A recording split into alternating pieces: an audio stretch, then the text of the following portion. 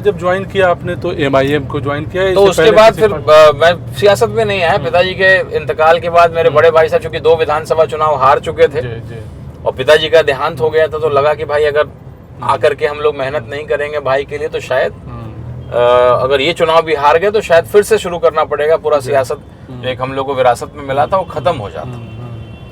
तो हम लोग भाई के चुनाव में नौकरी से कुछ दिन छुट्टी लेकर के मैं आया, उनकी मदद किया। तब वो आरजेडी से पार्टी बदल के वो चले गए, पिताजी के देहांत के बाद भाजपा में चले गए। तो भाई के नाते मैं आया, उनको मदद किया, फिर अपना दोबारा नौकरी में चला गया। अच्छा। और उसके बाद जो है आना जाना छुट्टियों में रहता था। कुछ चीज़ें मुझे नज़र आई कि मुझे लगा कि शायद कुछ एक वर्ग जो मेरे पिताजी का था, चूँकि मेरे पिताजी ने मुस्लिम, राजपूत और दलित इसकी राजनीति जो है मुख्यतः की। ऐसे तो सभी समाज को लेकर के चलने वाले व्यक्ति थे, चूँकि ज़मीन से निकल के उठ करके आए थे। तो लगा ऐसा कि जो मुस्लिम परिवार जो पिताजी के ज़माने से जुड़े हुए थे वो थोड़ा सा दूर होते चले गए, दरवाजे पे आना जाना कम हो गया। मैं जब उनके पास ईद बकरीद में जाऊं तो वो कहते थे कि भाई अब वो बात नहीं रही है भाजपा में जाने के बाद। तो इन तमाम चीज़ों को देखते हुए आपने सोचा कि नहीं एमआईएम जो है, मुझे महसूस हुआ कि शायद कोई सेकुलर पार्टी, चूँकि भाजपा का एजेंडा कुछ अलग रहता है। तो मैं उसी बीच प्रशांत किशोर जी से प्रभावित रहता था, चूँकि बिहार के बेटा के रूप में उन्होंने अच्छे काम किए। बाहर में जाकर के एक चाणक्य की धरती कही जाती है, लोकतंत्र की जननी बिहार कही जाती है।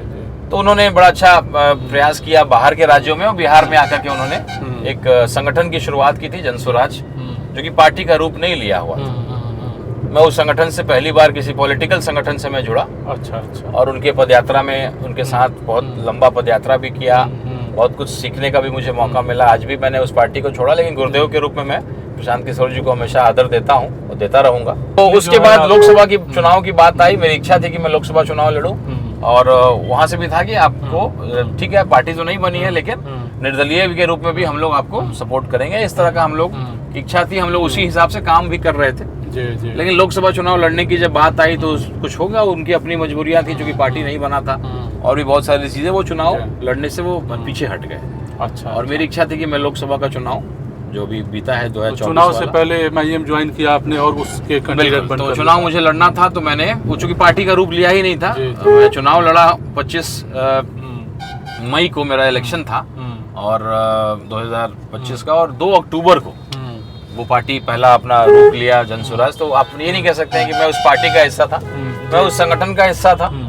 और जब पार्टी के रूप में पहली पार्टी मेरी AIMIM है। और मैंने अपने पिताजी से सीखा है कि देखिए पद प्रतिष्ठा वो मैंने देखा है बचपन से। मैं मेरा 84 बॉर्न हूँ मैं। तो आप सेक्रेटरी भी और जी, मैं बचपन से मैं पैदा लिया तो मेरे पिताजी लाल बत्ती में थे, विधायक, मंत्री, कई चीज़ों को देखा है। तो मुझे बहुत ज़्यादा अट्रैक्शन उन चीज़ों से नहीं है, लेकिन हाँ, लोगों के साथ, लोगों के बीच में रहना, लोगों की सेवा करना, लोगों के बीच जो है ये करना, वो मेरा कहीं ना कहीं एक आकर्षण मेरा उसके प्रति था। अच्छा।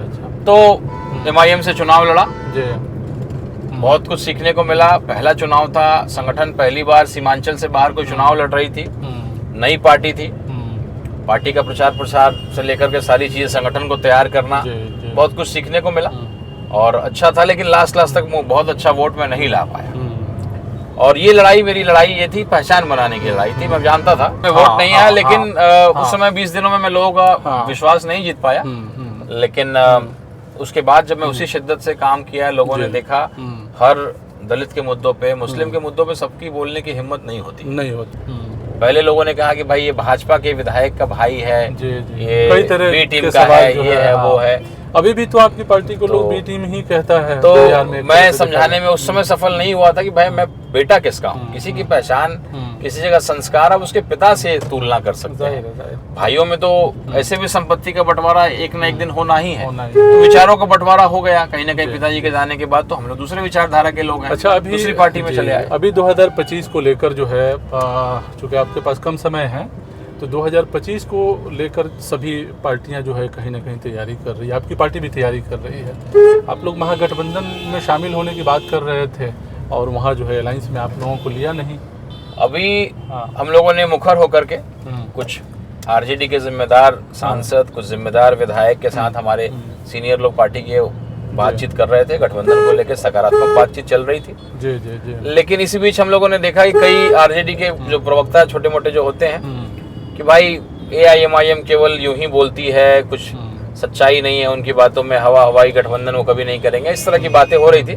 तो हम लोगों ने इसको एक ऑफिशियल रूप देने का प्रयास किया और हम लोगों ने एक चिट्ठी बाकायदा लिख करके हमारे प्रदेश अध्यक्ष जी के लेटर हेड पे और लालू जी से मिलने का भी समय हम लोग मांग रहे हैं। यानी आप लोग चाह रहे हैं कि कहीं ना कहीं गठबंधन हो जाए, ये इसकी कोशिश जो है आप लोग की तरफ हम लोग से बिल्कुल नहीं चाहते हैं कि नॉन सेकुलर पार्टी, भाजपा जैसी पार्टी जो जहर फैलाने का काम करती है, समाज को तोड़ने का काम करती है। आप देखिए ना, आज जब उनको सच्चाई मालूम चल गया कि उनकी स्थिति बहुत खराब है, तो नई तरकीब निकाला कि वोटर लिस्ट में छटनी कर दो। हम बिहार के लोग सबसे पिछड़े राज्य हैं, लिटरेसी रेट सबसे खराब है, कमजोर है। यहाँ मोबाइल, इंटरनेट, ऑनलाइन बहुत कम समझ पाते हैं लोग। बाढ़ग्रस्त इलाका है। जुलाई और अगस्त का महीना आप जानते हैं, पूरा बिहार जो है पूरा प्रशासनिक कर्मचारी नहर बनवाने में, बांध बनवाने में, उन चीजों में लगा रहता है। ऐसे टाइम पे आप एक फरमान जारी करते हैं कि 1 महीने में आप वोटर लिस्ट को रिवाइज करेंगे, नए लोगों को कागजात जमा करना पड़ेगा। तो मुझे परहेज नहीं है, ये बिल्कुल होना चाहिए। ये चुनाव इलेक्शन कमीशन का अधिकार है और ये रिवीजन टाइम टू टाइम होते रहना चाहिए। लेकिन जो काम 2 साल का था, 1 साल का था, उसको आप करेंगे 1 महीने में कर लेंगे, तो ये कहीं ना कहीं साजिश की बू इसमें से आती है। और उन्होंने आकलन कर लिया कि हमारी स्थिति अच्छी नहीं है, अब हम इसमें सफल नहीं हो पाएंगे। तो जो है उन्होंने ये फैसला लिया, अंत में ये तरकीब निकाली है। तो इस बार की स्थिति अलग है कि भाई लोग मानते हैं इस बात को कि नहीं, इस पार्टी के पास संगठन है, इस पार्टी को जीतने की क्षमता है। तो इस बार लोग अलग अंदाज में देख रहे हैं। दूसरे हमारे बैरिस्टर असदुद्दीन ओवैसी साहब जो राष्ट्रीय अध्यक्ष हैं, जो उनकी छवि बदली है इस सिंदूर ऑपरेशन के बाद, जिस तरीके से हिंदुस्तान का पक्ष उन्होंने रखा, पाकिस्तान को उनके गलत कामों के लिए लताड़ा और इस्लाम का सही मतलब पूरे विश्व को समझाया। एक नई तस्वीर सामने आई है। तिरंगा साफा ढाका में मेरे विधानसभा में आकर के उन्होंने काफी अच्छा आवाज को बुलंद किया। तो अब उनकी छवि बदली और कई गैर मुस्लिम लोग लगातार इस पार्टी से जुड़ने में अब परहेज नहीं करते हैं। और राणा रंजीत सिंह, एक हिंदू, एक राजपूत अगर जुड़ा हुआ है तो लोगों को लगता है कि भाई कुछ ना कुछ तो इसके पीछे। मैं एक सियासी परिवार से आता हूँ, MBA इंजीनियरिंग किया है, राजनीति को बहुत करीब से देखा है। अगर इस पार्टी में मैं समय दे रहा हूँ और हर तरह से मैं पॉजिटिव हूँ, तो उनको भी लग रहा है कुछ तो बात होगी। उसको लेकर के लोगों में उत्साह है और इसलिए इस बार मुझे लगता है कि हम लोग 50-60 सीटों पे अगर लड़ते हैं, अभी भी जैसा आपने कहा कि जहाँ मेरा संगठन मजबूत है हम वही लड़ेंगे, हम फिजूल की जगहों पे नहीं लड़ेंगे। हम अपने एनर्जी को, अपने राष्ट्रीय अध्यक्ष, प्रदेश अध्यक्ष के एनर्जी को हम जाया नहीं करेंगे। जो पिछली बार भी हम 5 विधायक जीते थे, अख्तरुल ईमान साहब चूंकि लगातार विधायक भी रहे और सांसद का चुनाव भी लड़ते थे, तो वहाँ पे पार्टी मजबूत थी, तो उन्हीं के संसदीय क्षेत्र में ज़्यादा सीटें हम जीते। उसी तरीके से हम लोग शिवहर का लोकसभा चुनाव लड़े और पार्टी वहाँ अब संगठन मजबूत है, लोग जानते हैं। तो उस इलाके में, अगल बगल के इलाके में जहाँ भी हमें लगता है हम संगठन अच्छा परफॉर्मेंस दे सकती है, हम उन सीटों पे लड़ेंगे। उन सीटों तो एक जो हम लोगों ने एक लिस्ट बनाया उसमें लगभग छन करके यही बात आई कि 50 से 60 सीट पे हम लड़ेंगे और 25 सीटों का टारगेट रखा है। आप जानते हैं पिछले बार 5-8 विधायकों से सरकार बनना बिगड़ना था। 5 विधायक हमारे आए थे, पिछले बार भी 3 और विधायक होते तो सरकार हम तय करते कि सरकार किसकी बनेगी। तो निश्चित रूप से 25 विधायकों का लक्ष्य बना करके चल रहे हैं हम लोग और उतने विधायक अगर हम लोग को आते हैं तो ये बिना हमारी पार्टी के सरकार बिहार की बनने नहीं जा रही है, अगला ये तय है। सही है, तो उस दिशा पे हम लोग। तो एक सवाल ये भी लोग कह रहे हैं कि अगर महागठबंधन के साथ MIM का इत्तेहाद नहीं होता है, गठबंधन नहीं होता है, तो ऐसी सूरत हाल में जब आप लोग चुनाव लड़ेंगे तो लोग ये मानकर चलते हैं कि वैसी साहब आएंगे, कुछ ऐसी बातें करेंगे, वोट कहीं ना कहीं फिर पोलराइज होगा, महागठबंधन हारेगा और NDA जीतेगा। ये अक्सर आरोप भी लगता रहा है पहले से भी। देखिए, कोई भी पार्टी जब लड़ेगी तो किसी का फायदा किसी का नुकसान तो होता है। जन स्वराज जब आई है, शुरू में ऐसा लगा कि RJD को नुकसान करेगी, अब लोग का कहना है कि नहीं, ये तो भाजपा को नुकसान करेगी।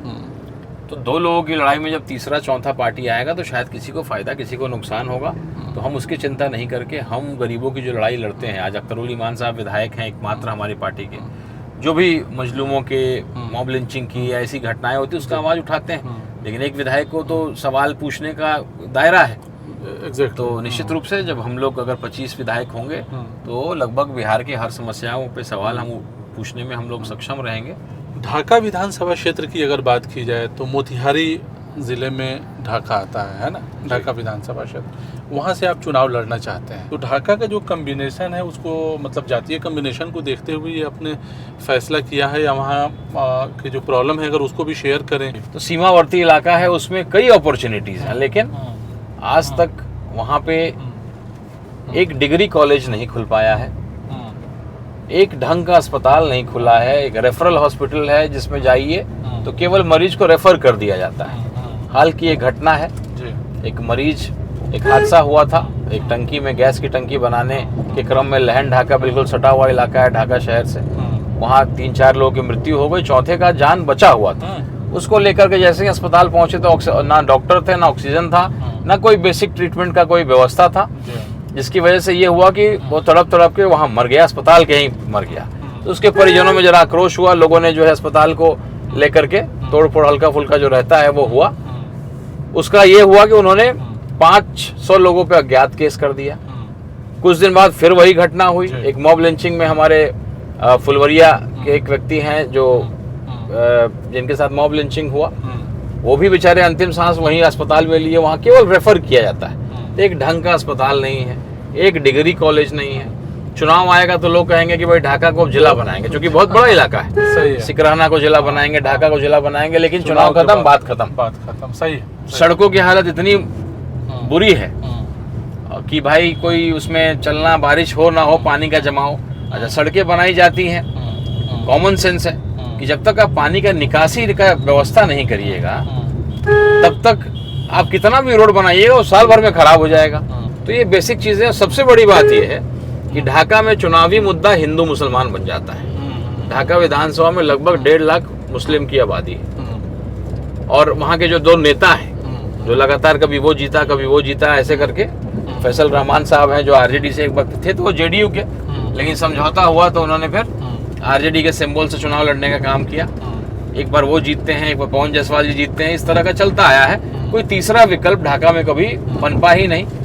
लेकिन हिंदू मुसलमान की लड़ाई में राणा रंजीत सिंह एक हिंदू, और AIMIM जो सो कॉल्ड लोग कहते हैं मुसलमान की पार्टी, एक अलग ही अनोखा कॉम्बिनेशन के साथ मैं उस विधानसभा में आया हूँ। तो एक तरह से कहा जाए कि आप जो है वो तीसरा विकल्प बनने की, बिल्कुल तीसरा विकल्प जो है लोग उसमें स्वीकार रहे हैं। लोगों का कहना है कि भाई दोनों को परख लिया है, एक बार इस नौजवान को मौका देंगे, पढ़ा लिखा है और मजबूती से हर मुद्दों पे बोलता है, अब समझ है, राजनीतिक परिवार से आता है। मेरे पिताजी के काम को, उनके व्यवहार को लोगों ने देखा है, जमीनी नेता के रूप में वहाँ रहे हैं। तो लोग उम्मीद कर रहे हैं कि एक मौका अगर दिया जाए तो अच्छा काम हम लोग करेंगे। तो कहीं ना कहीं एक विकल्प, मजबूत विकल्प के रूप में हम लोग आज यहाँ पे हैं हम लोग।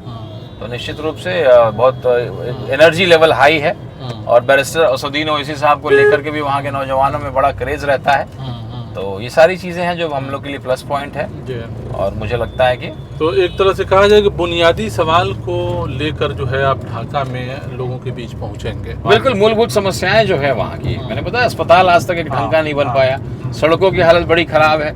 अभी एक सड़क बन रहा है वहाँ पे, लेकिन उसमें सड़क बनना तो अच्छी बात है, भारतमाला प्रोजेक्ट है, अच्छा प्रोजेक्ट है, बहुत महत्वाकांक्षी प्रोजेक्ट है, लेकिन जमीन अधिक्रमण में जो होता है, जमीन जो सरकार लेती है, भूअर्जन कार्यालय में इतना भ्रष्टाचार हो रहा है कि आपका रेसिडेंशियल जमीन को कृषि जमीन दिखा दे रहा है, झोपड़ी को 3 तल्ला मकान दे रहा है। उसमें कमीशन 50-50 है कि अगर आप पैसा देते हैं 50-50, अगर 50 लाख में सैंक्शन करा देता हूँ, 25 आप मुझे दीजिए, मैं आपकी झोपड़ी को 3 तल्ला दिखा दूंगा और आपको उसका वो मुआवजा दिलवा दूंगा। सही नहीं, आप घूस देने की बात करते हैं तो आपके रेसिडेंशियल जमीन को कृषि दिखा देंगे, आपकी कमर्शियल जमीन को कृषि दिखा देंगे। तो बहुत बड़ा। अच्छा, सबसे बड़ी बात है कि वहाँ के विधायक, पूर्व विधायक आपस में क्या समन्वय है, बड़े भाई छोटे भाई वो लोग कहते भी हैं एक दूसरे को, और कोई कुछ बोलता ही नहीं है। जब वो विधायक है तो ये विरोध में कुछ नहीं बोलता है, वो विधायक है तो ये कुछ नहीं बोलते हैं। पक्ष विपक्ष का जो समन्वय है और इतना खूबसूरत है, और कार्यकर्ता मर रहे हैं आपस में कि हिंदू मुसलमान की लड़ाई है, भी इसका आदमी है, वो इसका आदमी है, और ऊपर के लोग बड़ा समन्वय बना के चल रहे हैं। जी। तो हम लोग कुछ नहीं, बस सच को सच, गलत को गलत बोलने का काम कर रहे हैं, और लोगों में एक उम्मीद बनते चले जा रहे हैं कि नहीं भाई, ये व्यक्ति लड़ने वाला व्यक्ति है, संघर्ष करने वाला व्यक्ति है। हमारी बात तो एक तरह से देखा जाए कि ढाका में आप काफ़ी दिनों से काम भी कर रहे हैं लोगों के बीच में, ओवैसी साहब का भी प्रोग्राम वहाँ हुआ, तो कहीं ना कहीं माहौल एक बना हुआ है। बिल्कुल, हम लोग लोकसभा वहाँ से लड़े, बड़ी मजबूती से लड़े, लोगों की इच्छा भी थी और मुझे तो मालूम भी नहीं था कि मैं ढाका से उम्मीदवार होने जा रहा हूँ। जी जी जी। क्योंकि ढाका में लोकसभा चुनाव के दरमियान ओवैसी साहब का प्रोग्राम लगा था, लेकिन किसी टेक्निकल कारण से वो नहीं आ पाए, तो लोग बड़े मायूस हो गए थे और वोट में भी गिरावट उसकी वजह से हुआ। लोगों को बहुत विरोधी हमारे तरह तरह की बातें कहने लगे कि भाई वो लालू जी से बात हो गई है, राहुल गांधी से बात हो गई है, इसलिए जानबूझ के वो नहीं आए, वोट का बिखराव है, ये है, तरह तरह की बातें। तो ढाका में हमने कार्यक्रम रखा और ओवैसी साहब वहाँ की भीड़ से, जनता के जोश को देख करके बड़े प्रभावित हुए और मैं तो जानता भी नहीं था, उन्होंने आदेश दे दिया कि भाई यहाँ से लड़ना है तो पार्टी के राष्ट्रीय अध्यक्ष का आदेश सराखों पे, हम लोग वहीं से पहला नाम तो आप ही का अनाउंस हुआ एक तरह से कहा जाए तो। हाँ बिल्कुल, ओवैसी साहब और हमारे अख्तरुल ईमान साहब, चूंकि मैं लोकसभा का चुनाव लड़ा, हारने के बाद भी उसी शिद्दत से काम किया। लोगों को लगा था कि हारने के बाद मैं चला जाऊंगा और मेरे काम को देख करके, मेरे निष्ठा और मेरे समर्पण को देख करके जो है एक तरीके से इतने दिन पहले, किसी की पार्टी शायद बहुत बड़ी होगी या किसी की पार्टी बहुत छोटी होगी, लेकिन इतने दिन पहले अगर कोई राष्ट्रीय अध्यक्ष मंच से किसी को टिकट का घोषणा कर दे तो ये बहुत बड़ी बात होती है। वरना आजकल का जो सिद्धांत विहीन राजनीति में तो तरह तरह की चीज़ें होती हैं, टिकट पाने के लिए कितना कुछ करना पड़ता है, तरह तरह की चीज़ें होती हैं, लेकिन हमारी पार्टी में वैसी चीज़ें हैं नहीं। तो ये एक मेरे लिए बहुत सम्मान की बात है कि राष्ट्रीय अध्यक्ष जी ने इतना पहले उम्मीदवार का घोषणा जो है कर दिया। बहुत शुक्रिया सहाफत मीडिया से बात करने का। तो ये थे राणा रणजीत सिंह, जो कि ढाका विधानसभा क्षेत्र से MIM के उम्मीदवार हैं और पहला नाम इन्हीं का ऐलान हुआ था।